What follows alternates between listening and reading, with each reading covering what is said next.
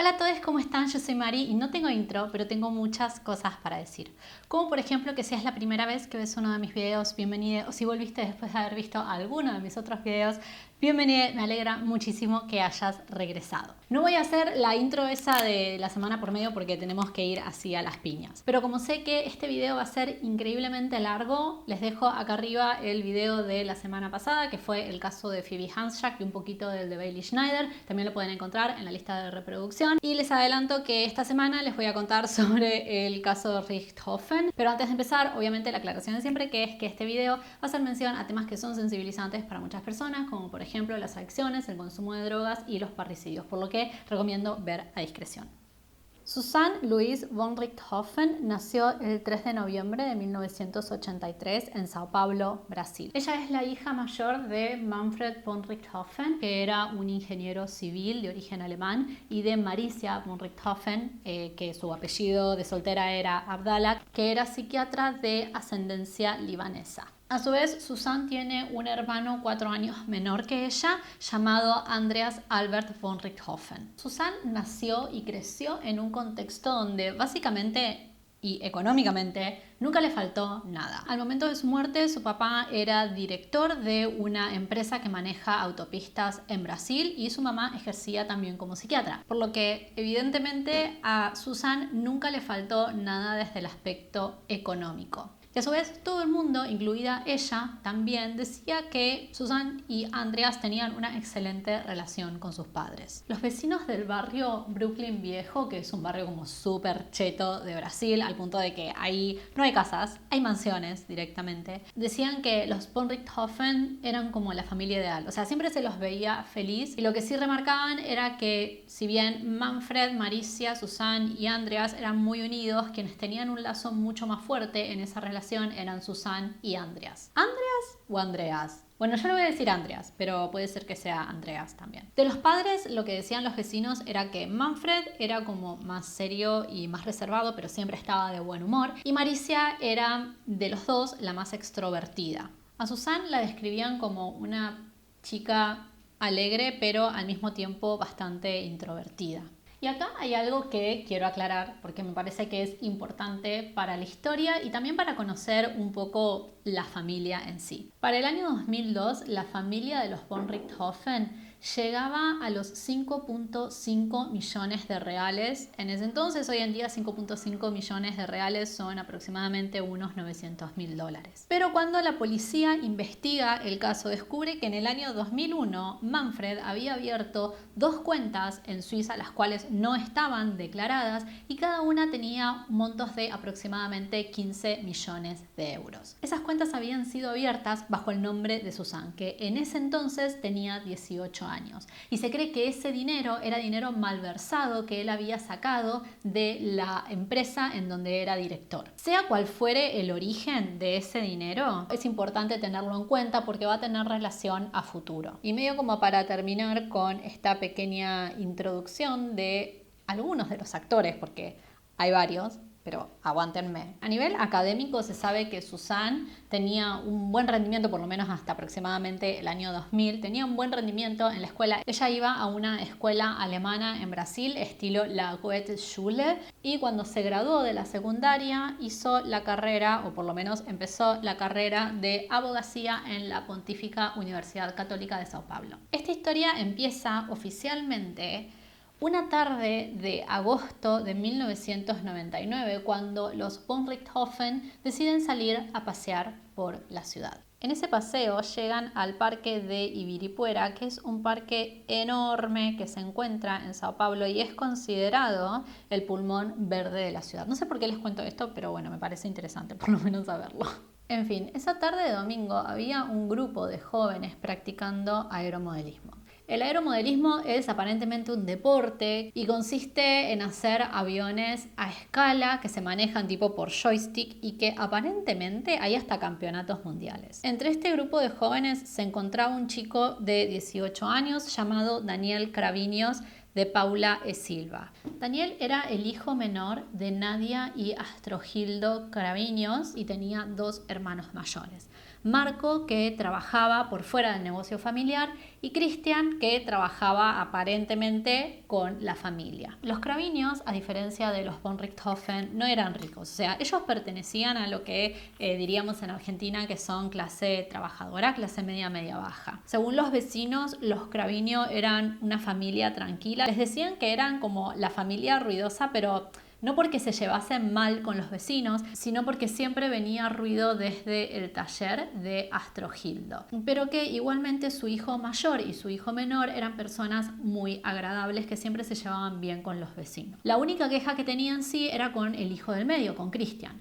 Porque Cristian era una persona que básicamente no solo era adicto a las drogas, sino que también era adicto a la adrenalina. La gente que conocía a Daniel decía que era un joven muy simpático y también muy educado.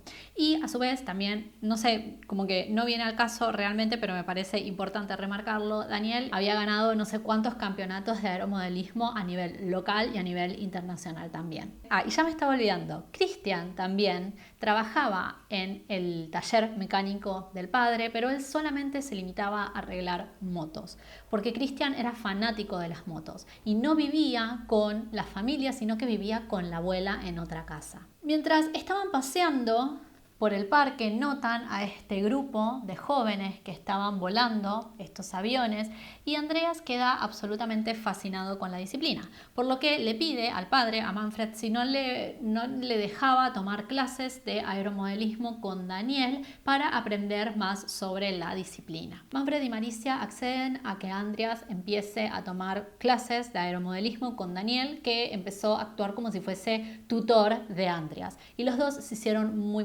cercanos. Pero durante el tiempo en el que ellos se hicieron amigos, Susan empieza como a notar a Daniel y le empieza como a picar el bichito del interés por este chico que, no sé, era algo diferente a lo que ella estaba acostumbrada y le gustaba mucho. Algunas semanas más tarde, desde que Andreas empieza a tomar clases de aeromodelismo con Daniel, Susan decide mandarle una carta tipo confesándosele a Daniel y lo hace por intermediario de Andreas. Y desde ese momento en adelante, Daniel y Susan empiezan a usar a Andreas como intermediario y hasta excusa para poder verse, sin que los padres sospechen absolutamente nada. Lo cual, en realidad, Manfred y Susan no eran bebés de pecho. Esa es la realidad. Ellos notaban que Susan estaba como sorprendentemente muy interesada en las actividades que estaba realizando Andreas, pero solamente en aquellas en las que Daniel estaba de alguna forma incluido. Y empiezan a sospechar de que Daniel y Susan estaban saliendo. Y seguramente ustedes dirán, bueno, seguro eran reclasistas porque Daniel era de clase media baja y ellos eran ricos. En realidad no sé si eran clasistas o no, pero no les importaba que Susan salga con Daniel en absoluto y de hecho hasta apoyaban esa relación. Porque ¿qué pasa? Cuando ellos empiezan a salir de forma oficial, por así decir, empiezan a obsesionarse el uno con el otro de una forma... obsesionarse no es sano, pero esto ya no era directamente sano. Era una cuestión de que las actividades de los dos dependían del otro, prácticamente. Estaban todo el tiempo hablando del otro, no se despegaban en ningún momento y los padres empiezan a preocuparse por esta relación cuando el desempeño académico de Susan baja a tal punto que ya no calificaba para el ingreso de ninguna de las universidades prestigiosas, por así decir, de Brasil. Lo que sí ellos no sabían era que en esas reuniones en donde la pareja se llevaba a Andreas, primero salían a cometer crímenes de poca monta, ¿no? Eran robos pequeños, eran asaltos pequeños. Y después de hacer cualquier tipo de acto criminal que hacían en el momento, se iban por ahí a fumar marihuana y le convidaban marihuana a Andreas, que en ese entonces tenía 13 años. Y yo me siento como medio anticuada porque hoy en día el consumo de marihuana está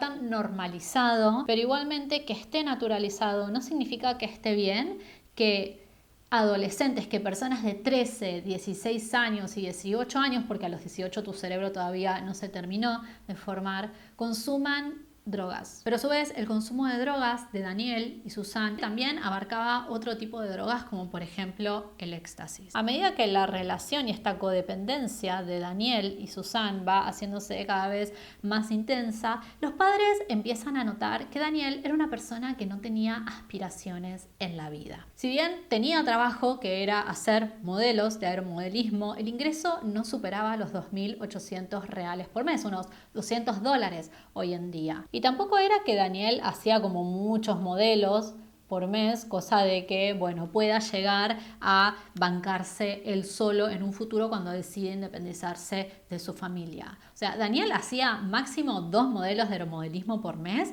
y después el resto los bancaba Susan, porque Susan le pedía dinero a los padres de ella para saldar las deudas que Daniel contraía al comprar insumos, ya sea materiales, repuestos, lo que sea, sino que a su vez a ese dinero Susan también lo usaba para comprarle ropa y comprarle regalos a Daniel. Y eso a los padres como que mucho no les gustaba realmente. Y todo esto termina de pudrirse cuando no solo se enteran de que Christian, el hermano del medio de Daniel, había entrado a rehabilitación por su adicción a la cocaína, sino que a su vez se enteran de que Daniel había hecho el ingreso a la universidad para estudiar leyes, pero que había abandonado porque no le gustaba el curso. Este desagrado que tenían los padres de Susan por Daniel llega a su punto cúlmine, o sea, de ahí es como que se mantiene en absoluto cuando se enteran de que Susan decide no ir a su fiesta de graduación de la secundaria para reunirse con Daniel. Para el año 2000, cuando Susan ya empieza la universidad, el consumo de drogas de la pareja era diario y a su vez se había vuelto tan absorbente la relación que se habían alejado de sus amistades y si se veían,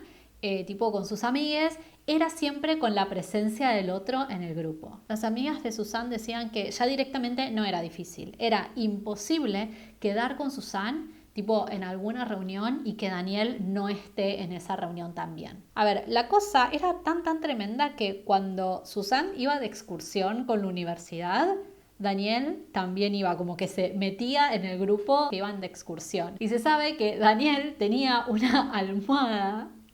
A ver, ni yo hago esto, pero se sabe que él tenía una almohada con la cara de Susan y que tenía 2 corcheros enormes llenos de fotos de Susan y él. A ver, los padres de Susan, más que cansados, sí, estaban cansados de esa relación, pero también estaban muy preocupados. Y para ellos la gota que derramó el vaso fue enterarse de que Christian había entrado en rehabilitación por su adicción a la cocaína, que una adicción es una enfermedad, no nos olvidemos de eso, pero que esta adicción lo había llevado a contraer numerosas deudas con varios narcotraficantes, tipo de la zona en donde él vivía. A fines del 2001, Manfred y Maricia se enteran de que Daniel también era adicto y empiezan a tratar de convencer, por lo menos Maricia empieza a tratar de convencer a Susan para que deje a Daniel. Porque según Maricia, esta obsesión que tenían Daniel y Susan, el uno con el otro, era lo que había llevado a Susan a que empiece a tener un mal desempeño en los estudios. Nunca considerar que tu hija también es adicta. No, nunca considerarlo. Es porque el problema es el otro. Pero bueno, seguimos. Ahí es cuando Susan empieza a hacerse medio como la sota y le empieza a decir a los padres que se iba a dormir a lo de las amigas cuando en realidad se iba a dormir con Daniel, tipo a hoteles y cosas así. Lo que ella hacía básicamente antes de encontrarse con Daniel era avisarle a sus amigas que se iba a ir con Daniel para que cuando Maricia la llame, haciéndose ay, está ahí, como medio como de paso, las amigas le digan que sí, que estaban con ella. Pero un día se olvida de hacerlo, Maricia llama a una de las amigas y la amiga le dice que Susan no estaba ahí con ella. Cuando Susan llega a la casa, Maricia la confronta a Susan y le pregunta en dónde había estado y ahí es cuando Susan le dice que se había ido con Daniel. Y ahí los padres hacen 1 más 1 y se dan cuenta que todas las veces que Susan les había dicho que se iba a dormir a lo de una amiga, en realidad se había ido con Daniel. Ante esto, los padres de Susan le prohíben a Susan que vuelva a verse con Daniel, aún así, si esto significase que Susan iba a molestarse con ellos. Lo cual en realidad, a ver, anda a prohibirle a una persona que ya tiene 18 años que no se vea con su pareja. Entiendo que vivía con los padres, pero al mismo tiempo ya tiene 18 años, o sea, ya es mayor de edad. El día 8 de mayo de 2002 hay un quiebre absoluto en la relación de Susan y sus padres. Los padres habían organizado salir a almorzar para festejar el Día de la Madre, pero Susan tenía otros planes. Y esos planes ya sabemos que se llamaban Daniel. El padre empieza a insistirle para que salga a almorzar con ellos y como que la situación escala al punto de que Susan lo insulta. A continuación se da una situación de violencia doméstica bastante de mierda, que es cuando Manfred le da una cachetada a Susan y ella, furiosa, sale de la casa diciéndole que no volvía nunca más a vivir con ellos. Cuando se va, obviamente va y se encuentra con Daniel. Y hablando se dan cuenta de que ella en realidad no se podía ir de la casa de los padres, porque, a ver, ni Susan ni Daniel trabajaban seriamente. A ver, Susan no trabajaba y Daniel no tenía un ingreso que le permita mantenerlos a los dos hasta que Susan consiga un trabajo. Si Susan se iba de la casa y renunciaba a todo el dinero y todas las comodidades que los padres de Susan le daban a ella y por consiguiente también le daban a Daniel, a los dos se les cortaban los víveres y por lo tanto se les terminaban también las salidas y la diversión. Es por esto que idean un plan muy estúpido para mí, la verdad me parece como que esos planes nunca funcionan, que es seguir saliendo, seguir viéndose, pero a escondidas de los padres. Es por esto que a las horas desde que Manfred la golpea y ella se va de la casa muy enojada y con toda razón, Susan regresa a la casa y les dice que ella se había dado cuenta de que Manfred y Maricia siempre buscaban lo mejor para ella, que había entendido que había estado equivocada todo este tiempo, por lo que había decidido terminar su relación con Daniel. No sé realmente cómo los padres le creyeron, pero bueno, le creyeron y creyeron que todo iba a volver a la normalidad, pero claramente no volvió toda la normalidad porque si no, no estaríamos hablando del caso von Richthofen en este canal. A ver, igual esa mentirita de que no se estaban viendo, etcétera, les duró muy poco porque al poco tiempo los padres se enteraron de que se estaban viendo, que nunca habían dejado de verse y obviamente volvieron las discusiones en la casa por la relación de Susan y Daniel. Ese mismo año Manfred y Maricia deciden irse de vacaciones y quedan en la casa en Sao Paulo Susan y Andreas. Que yo me imagino a esta altura Andreas, pobre, debería estar tipo ahí en el medio pensando qué mierda hice, cómo traje este tipo a mi familia. Pero bueno, ellos deciden irse de vacaciones, quedan Andreas y Susan en la casa viviendo solos durante un mes y durante ese mes Susan fue el cielo para ella porque lo podía llevar a Daniel sin ningún problema, no había nadie que le haga ningún escándalo, no había nadie que le diga qué tenía que hacer, que no se tenía que juntar con Daniel, etc. Entonces, en su cabeza como que hace 1 más 1 y llega a la conclusión de que el problema no era la relación tan absorbente y tóxica en la que estaba con Daniel, sino era que tenía que rendirle cuentas a sus papás. Y si ella viviese alejada de sus padres, de su familia, no sé si, a ver, con o sin Daniel, claramente con Daniel en su cabeza, pero bueno, si ella viviese alejada de su familia, podría llegar a ser lo que ella quisiese. Y que claramente la solución era mudarse de la casa, mudarse tipo con Daniel, para que los padres no tengan que ver a Daniel y por lo tanto estén todos felices. O sea, the mental gymnastics que hizo esa chica no lo entiendo. Cuando Manfred y Maricia regresan de las vacaciones, Susan le pide a Manfred si no le compraba un departamento para que ella pueda independizarse e irse a vivir sola.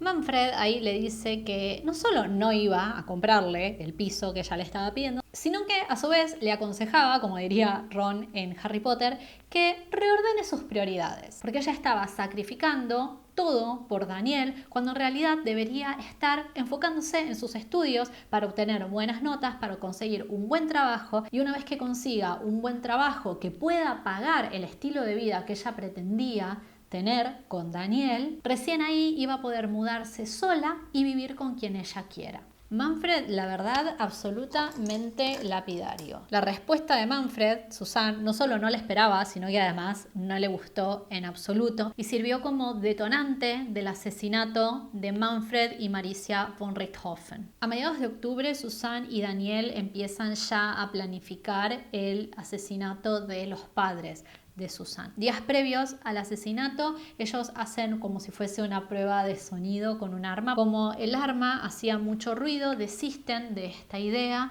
y deciden ir por otro camino. Mientras pasan los días, van como pensando diferentes formas de deshacerse de ellos y llegan a la conclusión que la mejor idea era atacarlos mientras dormían. Pero si querían llevar a cabo ese plan necesitaban una tercera persona que los ayude, más que nada para que Susan no quede, entre comillas, pegada al caso y tenga una coartada comprobable que lo ubique alejada de la escena del crimen. Es por eso que se contactan con Christian básicamente para pedirle que sea la otra persona que vaya a atacar a alguno de los padres von Richthofen. Christian les dice que no, que ya era como too much hacer eso, a lo que Daniel le pide que por favor reconsidere su decisión y que si llegaba a querer ayudarlos, ellos se iban a encontrar a determinada hora en un cibercafé el 31 de octubre. Que vaya y que los espere ahí. El plan era sacar a Andreas de la casa básicamente para que él no sea testigo de lo que le iban a hacer a los padres, ¿no? Y le dicen que con motivo de la celebración del aniversario de Susan y Daniel iban a llevarlo a un cibercafé para que pase un rato ahí la noche. Y que no se preocupe que al día siguiente tenía escuela porque Susan se iba a encargar de convencer a los padres. A su vez, días previos al ataque, Susan se había encargado de desconectar el sistema de seguridad de la casa en sí, o sea, las alarmas y las cámaras. Básicamente para que el sistema no registre la llegada de Susan, Daniel y el cómplice. Es así como el 31 de octubre del 2002 llegan al ciber Daniel, Susan y Andreas, a eso de las 10 de la noche.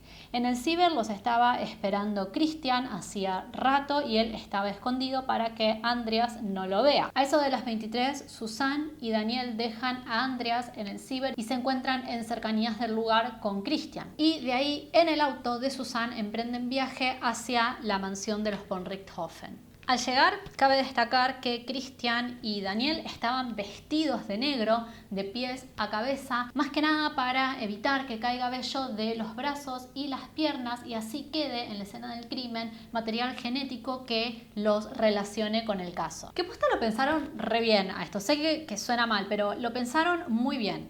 Ahora, imaginémonos que en vez de invertir esa energía en delinquir y en matar a dos personas, la hubiesen invertido, no sé, en hacer algo ya ni siquiera productivo, ya ni siquiera que le genere un ingreso, enriquecedor. Ni eso. Bueno, cuando llegan a la casa a la medianoche, la primera que ingresa al domicilio es Susan. Al entrar a la casa, Susan deja abierto el portón de la entrada como ya listo para que ingresen Daniel y Christian. Se dirige a el primer piso de la mansión y prende la luz del pasillo que llevaba a las habitaciones de ellos, pero en especial a la de los padres. Después baja y busca aparentemente en la cocina bolsas de consorcio y guantes descartables tipos los quirúrgicos. Bueno, ellos ingresan a la casa y se dirigen a la habitación de los von Richthofen. E inmediatamente, ni bien entran, con unas varas de hierro huecas los golpean en la cabeza hasta matarlos. Se sabe que Manfred fue víctima de Daniel y recibió un golpe en la cabeza que lo mató en el acto. Ahora, Maricia, quien fue víctima de Christian, después del primer golpe, ella se despierta, intenta defenderse y bloquear los golpes de Christian con las manos.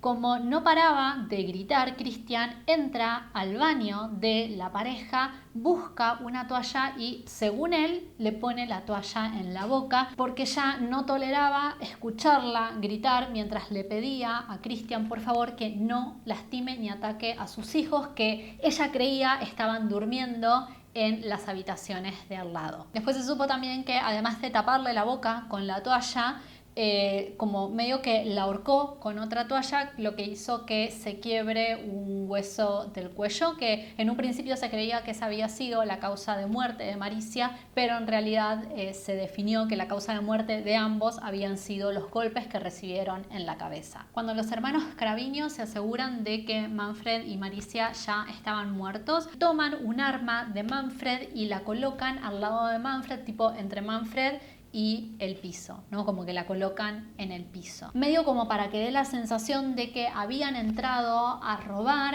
y él había tratado medio como de defender.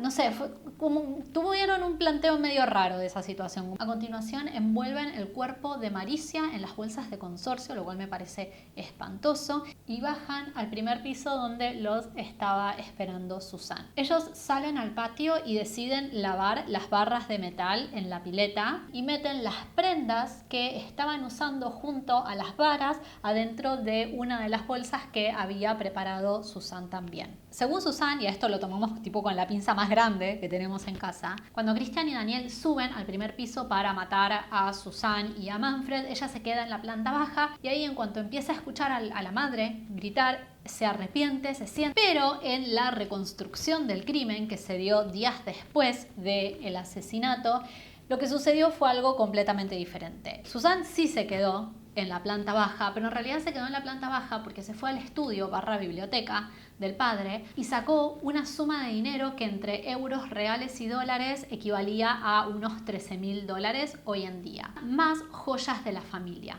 A las joyas lo que hicieron Christian y Daniel fue tomar algunas y esparcirlas por la habitación, medio como para simular también esto de un robo. Y coloca en un maletín que tenía Manfred en el estudio todo el dinero. A ese maletín Daniel le hace un tajo como para simular que los ladrones habían roto el maletín, no sé, algo también medio extraño. Y antes de irse de la casa, Christian se lleva parte del dinero y algunas joyas como pago, entre comillas, ¿no? Por sus servicios. Los tres se van de la casa y ellos dejan a Christian cerca de la casa de la abuela, que es donde él vivía. Y se van Daniel y Susan a un hotel a pasar un rato medio como para tener una coartada. Ellos hacen el check-in a eso de la 1:30 de la mañana en la suite presidencial del hotel y piden como servicio a la habitación una Coca-Cola y un sándwich de jamón. Y hay algo que le llama la atención al conserje del hotel, que es que Daniel solicita una factura, tipo un ticket de la estadía y del servicio a la habitación. A las 3 de la mañana ellos pasan por el ciber y recogen a Andreas y de ahí se van a lo de Daniel. Una vez en lo de Daniel, Daniel le regala a Andreas su moto, lo cual es medio raro, pero bueno, se la regala. Y a las 4 de la mañana regresan a la mansión Susan y Andreas. Cuando llegan a la mansión, Susan le dice a Andreas que le parecía raro que las puertas de la mansión estén abiertas. Cuando ingresan a la casa, Andreas va al estudio de Manfred y Susan se va a la cocina y después sale con un cuchillo enorme, medio como para defenderse en caso de que haya alguien todavía adentro de la casa. Yo siento que si algo hay que reconocerle a la sinvergüenza esta, que en realidad no hay que reconocerle nada porque es una sinvergüenza y es criminal, pero bueno, si algo hay que reconocerle es cómo entró en papel, porque mientras estaban adentro de la casa y recorrían el living y el estudio y la cocina, la chabona rezaba. En fin, salen a la calle y ahí le dice que lo mejor que podían hacer era esperar afuera e inmediatamente llama a Daniel y le dice que la casa es como que el primer piso estaba todo dado vuelta, que no sabía cómo estaban los padres. Daniel le dice que va a llamar a la policía, supuestamente. Le dice que va a llamar a la policía, por lo que ella corta y empieza a llamar al teléfono fijo de la casa para ver si los padres atendían. Daniel llama a la policía y les dice que estaban afuera los dos hermanos von Richthofen que creían que habían entrado a la casa y que posiblemente había sucedido algo. Cuando la policía llega, encuentran a los hermanos von Richthofen y les preguntan qué pasó. Susan les explica qué es lo que había supuestamente sucedido y entran al domicilio. En el domicilio lo que notan es que estaba la habitación de Susan, la habitación de Andreas y la habitación de los padres, estaba toda dada vuelta, la biblioteca / estudio de Manfred, pero la cocina y el living estaban como impolutos, como si los ladrones lo hubiesen pasado completamente por alto. La policía dice que cuando llegaron notaron que como que el crimen había sido, y lo digo textual, como crimen de novatos, porque el arma de Manfred estaba tirada al lado de la cama y como que ningún criminal va a descartar un arma de esa manera, sobre todo si no es el arma asesina. O se la lleva o no sé, pero no la deja tirada ahí al lado. Cuando encuentran el cuerpo de Maricia al lado del de Manfred, ahí descartan el suicidio de Manfred. Y lo que también les llama mucho la atención es la cantidad de joyas que estaban esparcidas por la habitación, ¿no? Era rarísimo porque además, a ver, era como si hubiesen entrado solamente para matarlos. Ni siquiera se habían llevado objetos de valor. Pero lo que más ruido les hizo en realidad fue la actitud de Susan, porque cuando la policía sale y les dice que sí, que habían entrado a la casa, lo primero que le dice ella al policía es: ¿y ahora cuáles son los pasos a seguir? Cuando le pregunta si los padres estaban vivos, el policía, por cuestiones obvias, le dice que sí, a lo que ella le responde ¿cómo? Al rato cae Daniel y la familia de Daniel a la mansión. Y Daniel le pregunta a los policías si sabían si los ladrones o los criminales en sí se habían llevado algo, porque él sabía que en la caja de seguridad había dinero. A lo que el policía le pregunta si él sabía la cantidad de dinero que había y el chabón le dijo la cantidad exacta de dinero. Es como... Después de ese momento, el encargado de la escena del crimen le pide a Daniel que por favor le informe a Andreas y a Susan que los padres estaban muertos. Y él le dice, ok, dale, perfecto. Va y él desde lejos ve que los tres se abrazan, susurran algo. Andreas se aleja del trío, se aleja medio como en shock y Susan se acerca al oficial y le pregunta ¿qué hago yo ahora? A eso de las 5 de la mañana, Susan y Andreas son trasladados a la comisaría para tomarles declaración y con ellos va obviamente Daniel. Como era de esperarse, todos los ojos estaban puestos en los tres, ¿no? Lo que notaban era que Andreas estaba como sentado, tieso, hecho un bollito, como todavía en estado de shock y estaba como muy afectado por la situación. Pero Susan estaba durmiendo con la cabeza apoyada en el hombro de Daniel y cada tanto se despertaba, se acariciaban y ella se volvía a dormir, como que era extraña la situación. Y medio como para rematar, el padre de Daniel empieza a actuar como si fuese vocero de Susan y de Andreas. En la comisaría llega el momento de tomarle la declaración a Susan. Lo que nota el policía que estaba tomando la denuncia es que entre pregunta y pregunta, Susan y Daniel estaban besándose y acariciándose. Era extraña la situación. Pero como cierre de oro de esta situación tan extraña, cuando termina de tomarle la denuncia, Susan lo mira y le dice: quiero que torturen y maten a esos hombres como ellos mataron a mis padres. A continuación, lo mira a Daniel y le sonríe. Como a la policía le parecía súper bizarra la actitud y el comportamiento de la pareja, lo primero que hacen es obviamente tomarlos a ellos como sospechosos, junto a un grupo de personas que era bastante cercana a Manfred y a Maricia, como por ejemplo compañeros del trabajo de Manfred, pacientes de Maricia y el servicio doméstico. A ver, había muchas cosas que a la policía no les cerraba de la declaración de Susan.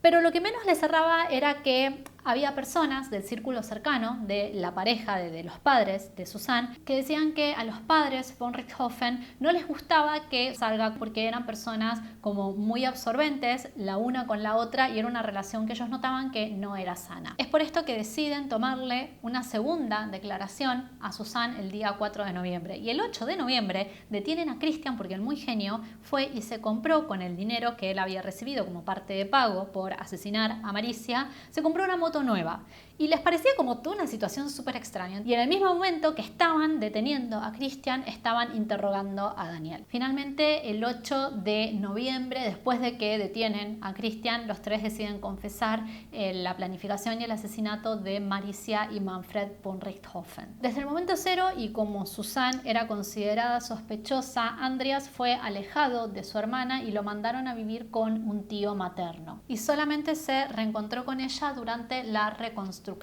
del crimen, que dicho sea de paso, según cuentan, cuando se realiza esta reconstrucción, Christian como que se emocionó mucho. Fucked up. Luego de confesar el crimen, Susan queda recluida en una penitenciaría y Andreas la visita el día 14 de noviembre, el día después de la reconstrucción, y lo que hace la defensa de Susan es filtrar una carta que le había escrito Andreas diciéndole que él la perdonaba. Que más tarde, durante el juicio, Andreas dijo que él se sintió presionado para redactar esa carta por parte del equipo legal de Susan y que él no solo no la perdonaba, sino que además no quería volver volver a saber de ella, algo que es congruente con el hecho de que la última vez que se vieron en persona fue en Nochebuena del año 2002. Entre el 2004 y el 2006, Susan gozó de un corto periodo de libertad, el cual lo aprovechó para intimidar a Andreas, intimidar a la familia.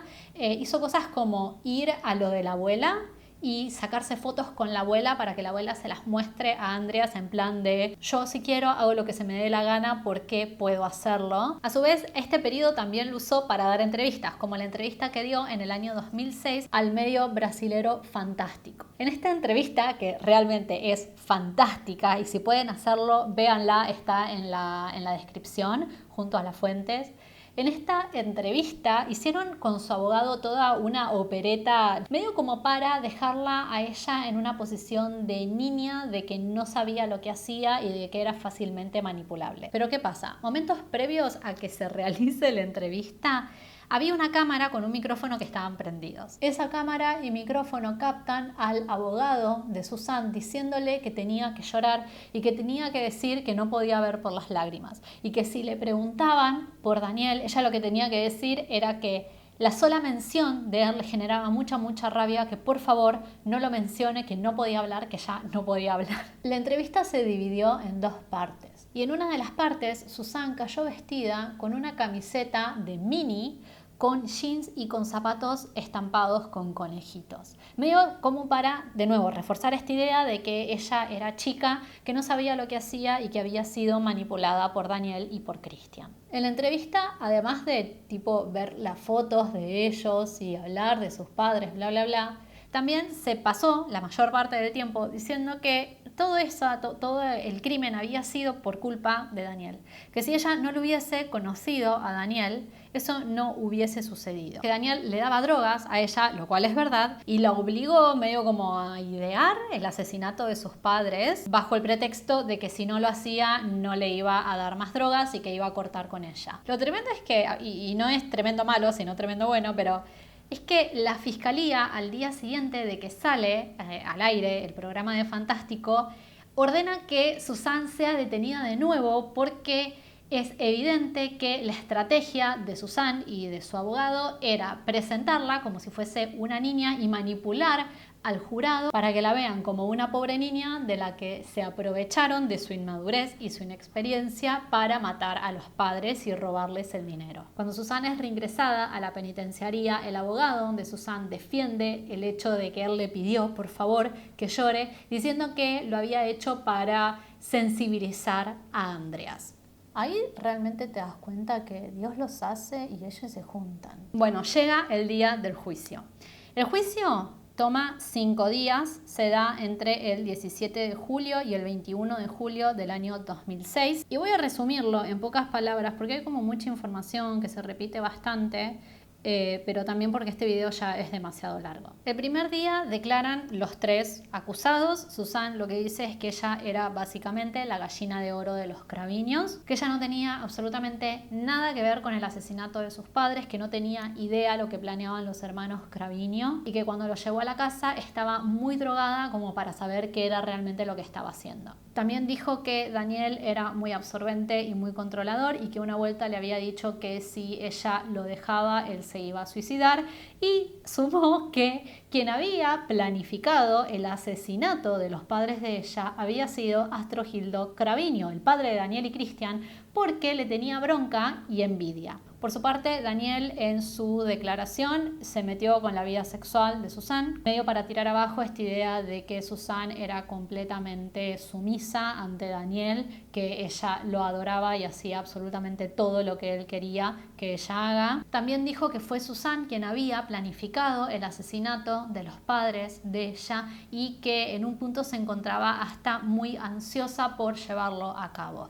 y que el motivo por el cual ella quería matarlos no era porque no los dejaban estar juntos con Daniel, sino por la herencia familiar. Y también dijo que Susan era víctima de violencia física, emocional y sexual por parte de Manfred y que su relación con sus padres era pésima. Cuando tocó el turno de Christian, él dijo que fue Daniel quien había asesinado a Maricia y a Manfred y hasta había tratado de persuadirlos para que no lo lleven adelante, pero que Susan ya estaba súper convencida de que lo iban a hacer y quería llevarlo a cabo. Bien, en el día 2 tomaron el testimonio de Andreas. Andreas negó rotundamente las acusaciones de abuso sexual que había realizado Daniel el día anterior y dijo que la relación de Susan con sus padres era muy buena, que sí, había roces ocasionales propio de la edad y también propio de las restricciones que ponían los padres, pero que nunca se dio un conflicto tan grave que no haya podido ser solucionado hablando. También dijo que él a Daniel Craviños lo veía como un hermano mayor y que Daniel Craviños los había influenciado a él y a su hermana para que consuman el marihuana y su hermana, además de marihuana, otras drogas. Ese mismo día también prestaron testimonios fuerzas policiales. Entre los testimonios destacó el de la delegada de la policía llamada Cintia Tucunduba Gómez, que dijo que el ataque hacia Manfred y Maricia había sido en simultáneo porque por la intensidad de la violencia y de la agresión que registraba el ataque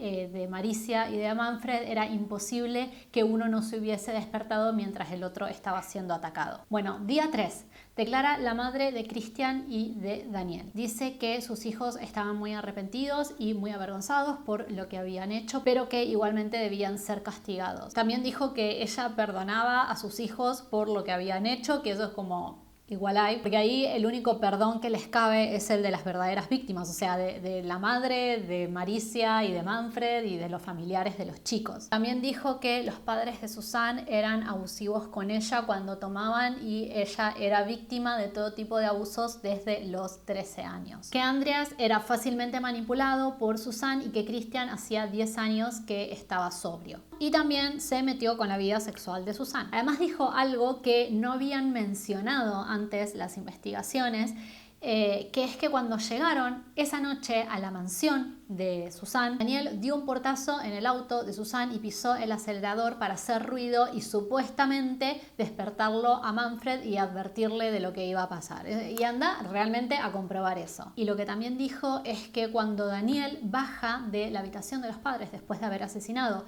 a Manfred, él estaba como muy alterado. Susan lo tranquiliza diciéndole: no me has quitado nada, me has dado una nueva vida. Ese mismo día también dio testimonio una ex compañera de la universidad de Susan, que dijo que sí, que los padres de Susan eran como muy estrictos y la tenían como muy cortita y que por eso ella le mentía todo el tiempo a los padres para poder verse con Daniel. Y que le había contado que Daniel le había dicho que estaba siendo perseguido por el espíritu de un amigo de él que le decía que ella tenía que elegir entre Daniel o sus padres. Bueno, pasamos al día 4. En el día 4 se muestran imágenes del cuerpo de Maricia y de Manfred. Se confirma que la causa de muerte habían sido los golpes en la cabeza que le fueron propiciados por parte de Daniel y de Christian.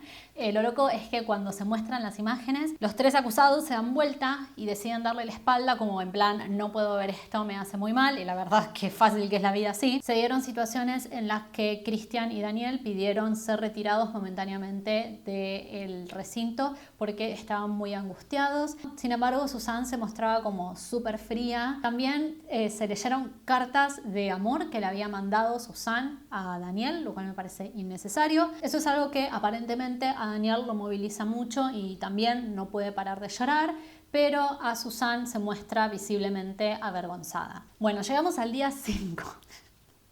No termina más. En el día 5 se hacen las deliberaciones, obviamente, pero también lo que hace la defensa de Christian y de Daniel es pedir que a Christian solamente se lo juzgue por haber asesinado a Maricia, porque Daniel había asesinado a Manfred y él a Maricia. A su vez, medio como para ablandar la pena, la defensa de los hermanos Craviño le pide al jurado que tenga consideración del hecho de que Daniel en todo momento quiso despertarlo a Manfred, ya sea haciendo ruido con el auto, tocándolo en el hombro o pasándole una toalla por la cara, que de nuevo anda a comprobar eso. Y la fiscalía también acusó a la defensa de Susan de tratar de manipular al jurado, tratando de mostrarla como una pobre niña blanca millonaria que no tenía conciencia de lo que hacía, porque toda su vida vivió como súper protegida y súper amparada por sus padres, por lo que no tenía conciencia de lo que estaba bien y lo que estaba mal, lo cual es facts. Bien, llegamos al día de la sentencia.